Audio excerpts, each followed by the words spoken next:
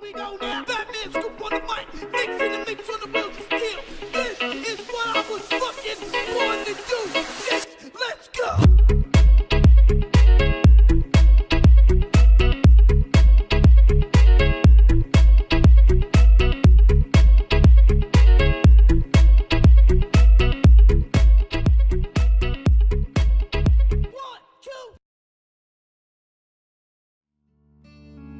So you've all had these wonderful different experiences, and it's so lovely to see you all, and thank you for choosing to come. Thank you. Oh, thank you. It's really wonderful for me to be in Chicago because I've never been before. I'm absolutely wowed by this city. I could sketch here forever, but it is the most fantastic place. And our workshops in here, we're covering a lot. So it's a good job that we're here in a nice airy space with tables because we can do it. We're not doing long big sketches outside, we're doing lots of skills starting with lettering, and then once we've got the lettering under our belt, we're going to look at weight of line, quality of line, and also freeing up to try and feel what you're drawing, because I'm trying to share the energies I feel when I'm sketching, and it's nice for you, I think, not to copy an artist, but to get the essence of an artist and see what it is that you could take away with you. Many artists draw a sketch in pen or pencil, often in pen. Many people add colour later, watercolour often, and they draw with permanent ink so that the watercolour doesn't run.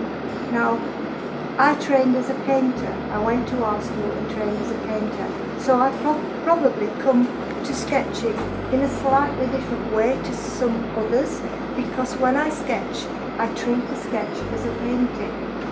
I never draw it all and then add colour. When I'm out sketching, I look, and it's always the shapes against the sky that fascinate me.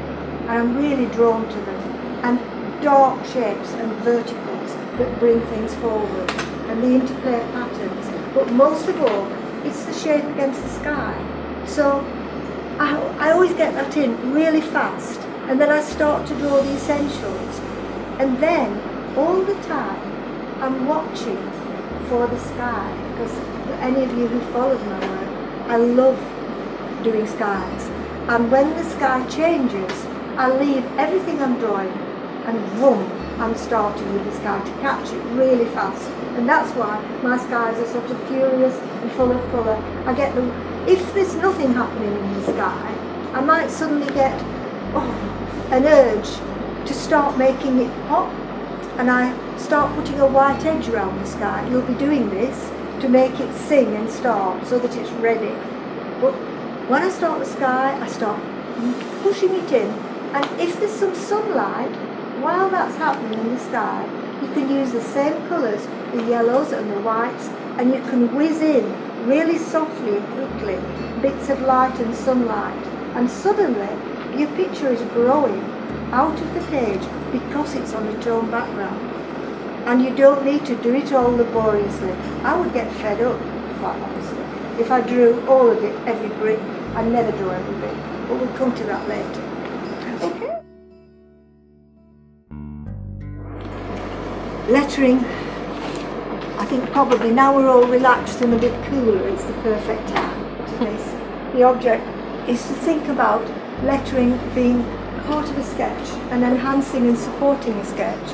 And if I share with you my method and the font I use, which is my own, and how I play with it and put it on the paper and stretch it to fill boxes, you can either use the same kind of font, you can change it a bit, do your own thing with it, or you can do the same thing with another font. It's the method, okay? So, first of all, I just want you to relax and get the feel. So, this side first, leading into lettering. And you're going to need a black pen of some sort. I have to tell you, it is my own hybrid. People are often asking me online, which font is this? Where can we get it? I said, there isn't one. Typically me. But it's taken from, inspired by Charles Rennie Mackintosh and Art Deco. You can see the Art Deco influence to it. Nearly every Art Deco font I've seen has struts that either are at the top or at the bottom. Sometimes they're double, but they're never in the middle as normal things. And things like the B's and the P's, they're never halfway up the stem. They're always lower down so that they're more angular. So what I'd like you to do for a start, giving no guiding at all, is to, in pen or pencil, write the alphabet in this box next to it, just straight away. Yeah, just get the feel of it. Right, can we look at this, everybody? The next box. Now, just the groupings of the letters. Okay. We've talked about the struts being lower down. Now, the next group, V, W, M and N, they look really easy, but they're not. There's two pitfalls amongst those, the W and the M. If you want your letters to fit with the Art Deco feel, many people do the W with the centre bit smaller. Take it right up to the top, so it's like that. Remember to do that. And the M similarly, some people do up and a little down, down. Do it up, down, and it's more elegant. It fits with Art Deco. Also with these letters, they're all straight, and although they look simple, keeping letters straight and not wiggly, especially if you're doing it bigger, is hard, isn't it? So you have to concentrate more and remember that when you're doing straight letters. There's a bunch of straight letters lower down there as well. I, L, T, Y, J with a curve. Pull the pen down and really concentrate with those. Now these are an interesting set. These are the circular ones. And if you notice, most of the full circles are ovals rather than circles. If you begin to stretch letters, then they can become circles, but normally they would be ovals. And the Q. Now you've got some interesting ones, the P and the D and the R. They're sort of thinner, aren't they? They're not sort of rounded, they're thinner. And the B, I smile when I see the B's, because when I teach this in schools, even to young children, I say the B is like a man with a fat tummy. Okay. The Q you can have fun with, because you can do a flourish on it as well. Now, last of all, the bottom ones I think are probably the most interesting letters of them all, because if you're doing a title or something on your page, those are the ones you can do with a bit of a flourish, or you can make bigger. You can interweave them sometimes, and you can make these, the children call kicking feet, where they go shh, shh, like that. So S, Z, K, R, Q and X, kicking feet and flourish really. That's it. So, I'm not advocating everybody should work like this. This is the way I do it. It's my own font, and I'm showing everybody how I write it, the characteristics, and then how I play with it. The fact that that's the basic, but it stretches, it compresses, it goes taller and thinner. It fits inside boxes and goes long and in stripes. It can be, on the other side, double struts. It can be super tall to make it stronger, or you can take this, run with it, adapt it to yourself, or find a completely different font and do the same things with it. It's just a start. Yeah. Okay? Right. Now, so I want you to have a play now. Write the different letter groups, remembering what we were talking about. Okay? Alongside. You can do them in there and then on there as well if you like. Now, I don't know about you, but when I start a new sketchbook, I never like to use the first one. Well, as we're going to be working with practicing and drawing, I'm going to say use the second and third pages. So open your book, leave that empty, and we're going to do our lettering practice on this side. So take your thick pen and I want you to draw a box like you've got on your sheet to do the alphabet in. 4 blobs. Join them up, make your box. Okay? Now, every time we take a new step with the lettering, you're actually moving on to something a little bit more involved. So it is like learning step by step. Now, here we're looking at the days of the week, because obviously when you're writing titles in your books, you need those. And what I want you to notice about those is, well, you tell me what's happened with those letters, those words in that list. You've reproportioned them to fit in the same space. Exactly, I've reproportioned them to fit in the same space. They don't start touching, which they should do. They go end to end, as almost, and they're also close together. You see, there's not much space between each of the lines, because one of the characteristics of Art Deco is blocks of text that make a design statement, and these do. And of course, the stronger the lettering, the more intense it is.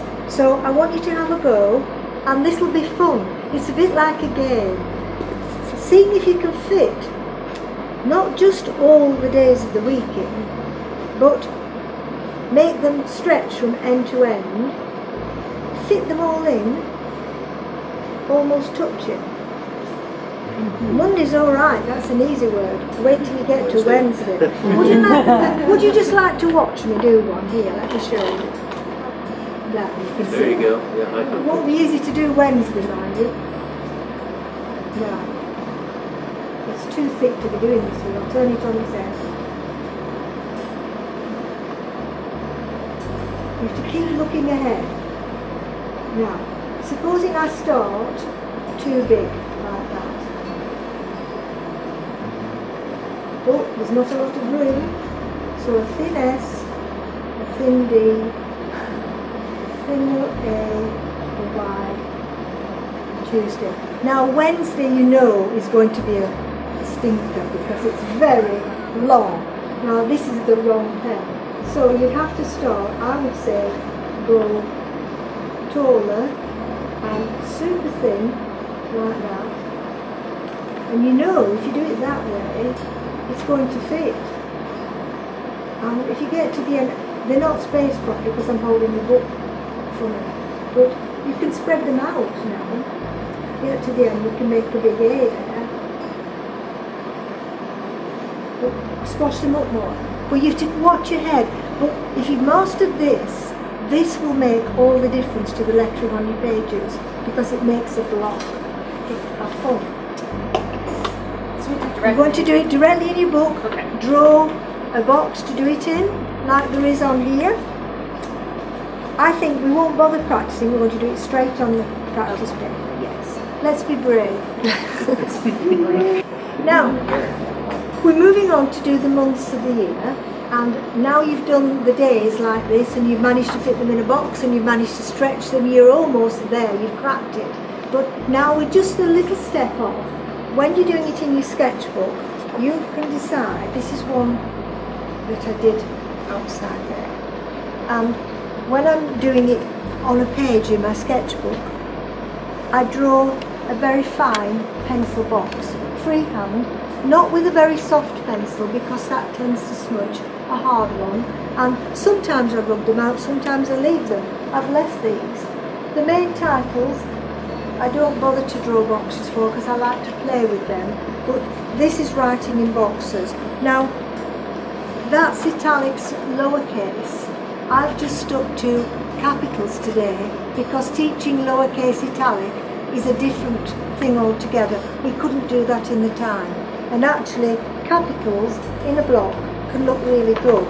Let's see if I've got, I think I might have some.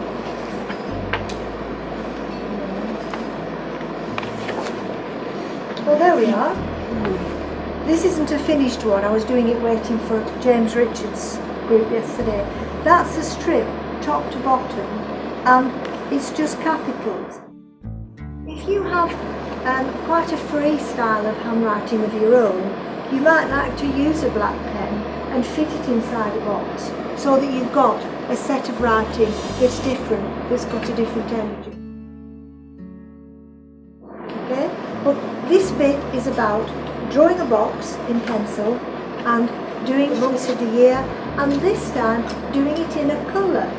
Like I've got blue there, sometimes I do it in red. See, that one has it in red.